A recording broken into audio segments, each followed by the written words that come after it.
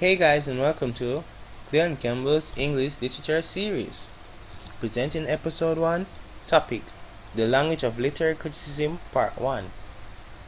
So, in this episode, we should cover literary criticism, literary terms, and 1 out of 5 main areas in literary terms. So, first thing, what is literary criticism? Literary criticism, or literary studies, is a study, evaluation, analysis, and interpretation of literature. Literary criticism is often the formal study and discussion of works of literature, for example, by judging and explaining their importance and meaning.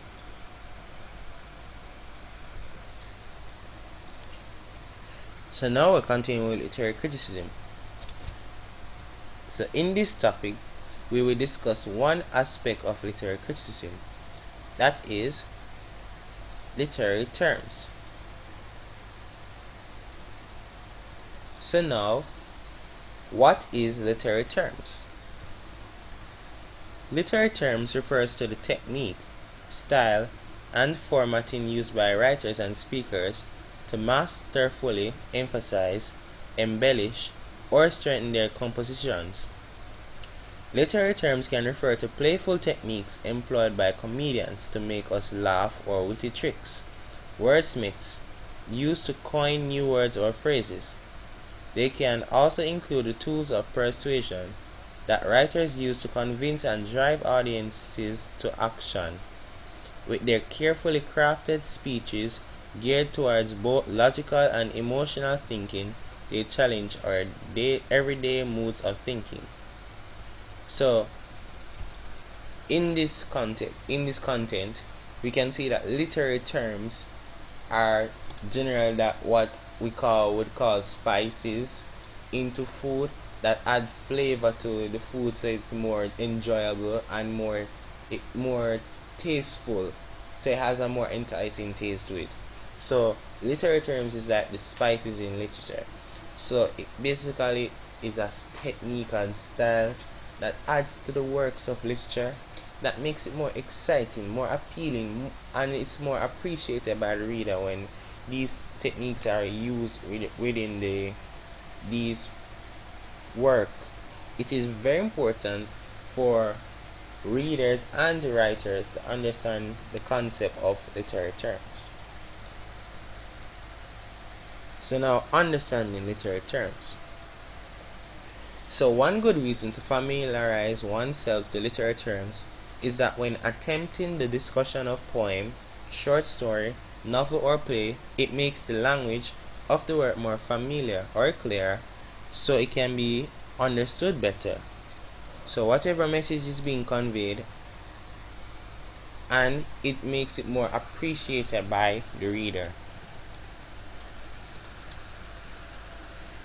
So knowing the exact word which precisely describes what the writer is doing or a response to it makes the job of discussion much easier. So when understanding this, as I said before, it helps the writers to add more flavor to their writing pieces, and it also makes the reader understand clearly what the writer is trying to convey across their messages, across their pieces. So whether in a poem or whether in a play or a short story, it makes it both enjoyable on both sides. So the importance of literary terms. So literary terms are important in a wide variety of ways. They allow writers and speakers to make comments on society, politics, and trends. Rhetorical devices can be used to strengthen arguments which persuade and convince audiences. Poetic figurative language can summon emotions and visions of nature and the world in unique and compelling ways. Literary terms have the power to create serious, comedic, or whimsical moods via tools of persuasion, poetism, and wordplay. So now we're going to learn the 5 main areas of literary terms. Meaning and intention, figurative language, sound effects, symbolism. And now we're going to treat each separately. So first we're starting off with meaning and intention. So the terms in this section are used when we are examining the literal and figurative meanings the writer is trying to convey. So now we're starting with meaning. So here are two quotations from examination questions. A. Explain the meaning of the following line. B. What would fruit time line 4 mean? So mean can be defined simply as stand for, denote, or signify. But the meaning of a word, phrase, line, or stanza in a literary work is always governed by the context in which the word, phrase, etc., as well as the literary works appears. So meaning continued. Another point to consider is that there are levels of meaning. Very often, your interpretation of what the writer is saying begins at a level close to a literal meaning, but needs to be taken to another level in order to arrive at a more accurate interpretation. So meaning itself, what a writer may mean into a line or into a content, it can have several meanings, but we all start off with a literal meaning. But when we learn further into literature, we understand that it's not everything that it seems is what it exactly means. It might have a deeper meaning, and it takes a next level of understanding or a level of meaning to understand what the writer is trying to convey to us. So it's important to understand that in literature, this might mean, literally it might mean this, but maybe, for example, we can use like a figurative device, for example, personification. And it says, the plants bowed in disgrace. But figuratively, it has some deeper meaning to it. So you have to understand the different levels of meaning into literature. So we have a more broad or a more open-minded way of thinking when we're trying to understand or conceptualize English literature on a whole. So it is a tendency to have underlying meanings that makes literature, especially poetry, unique. One result of this is that when you reread a poem, often discover meanings that you had not seen on the first, second, or even third meaning.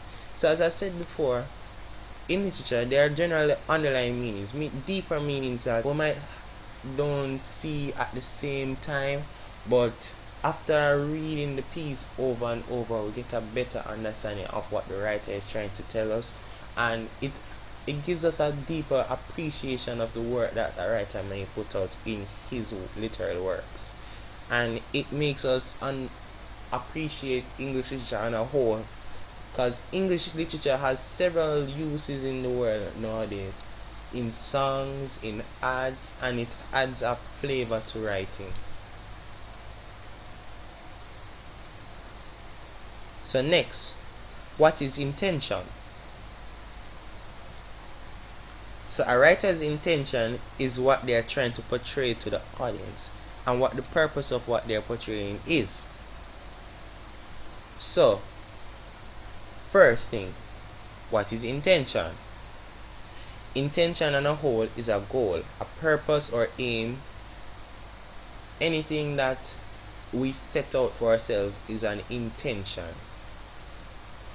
So when we have a writer's intention now, it is what he puts in his content to, and the purpose of why he puts this in his content, and the deeper meaning to it. So it's basically what the writer is trying to tell us as readers into his piece. So if you are asked to state the writer's intention, you are to say why, in your opinion, the writer chose to create the work. Very often, a writer intends to do far more simply entertain us, but move us to anger and compassion. So this now just states the power in which literature can have on us. So when reading a literary piece, sometimes we as readers feel or get all emotional in what the writer might be conveying.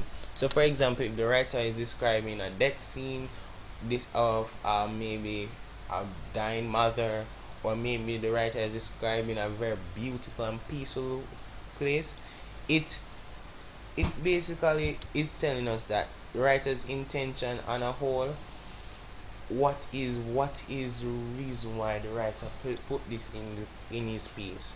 What does the writer want us to feel as readers? What does the writer want us as readers to learn from what he's writing? All of these are consideration of the writer's intention. So we must be careful and be cautious in which when the examiner asks us what is the writer's intention, we try to understand the meaning of the poem and then try to understand the writer's intent in his context. So that's why meaning and intention works together. So when we understand the meaning, we can understand the intention. Why does the writer put this in his piece? To make us understand that X is Y. So intention continued. So this also operates on a more than one level, just as meaning. You may decide that a poem, story, or essay passage from a novel has been written to give an impression of life in a certain place, to ridicule something the writer thinks is unworthy, or to share the beauty of a scene with the reader, or simply to amuse, or for other similar reasons. On further consideration, you may find that the writer has described the scene, ridicule the absurdity, or amuse us with a deeper purpose in mind. He or she may want us to change our attitude to something or to arouse our social conscience. In some poems or in some literary pieces, writer's intention can vary based on what the meaning of the context is and what he's trying to convey. So in simpler terms, the whole content above simply states the purpose of writer's intent, which is to persuade, inform, recount to, or even to try to convey the message in a way in which the reader can relate to. So writer's intention can have influence on the reader. So intention can be opinionated but has to center around some meaning that the writer is trying to convey to us. So when we're trying to conclude the writer's intention, we have to clearly understand what he is trying to say to us as readers. How should we feel? Why does the writer put this instead of this word? Why does the writer includes or expresses or emphasize on this word more than this word? Or why does the writer write in all caps? Why does the writer use exclamation marks? Why does the writer use short sentences? That is intention, consideration of the writer's intention.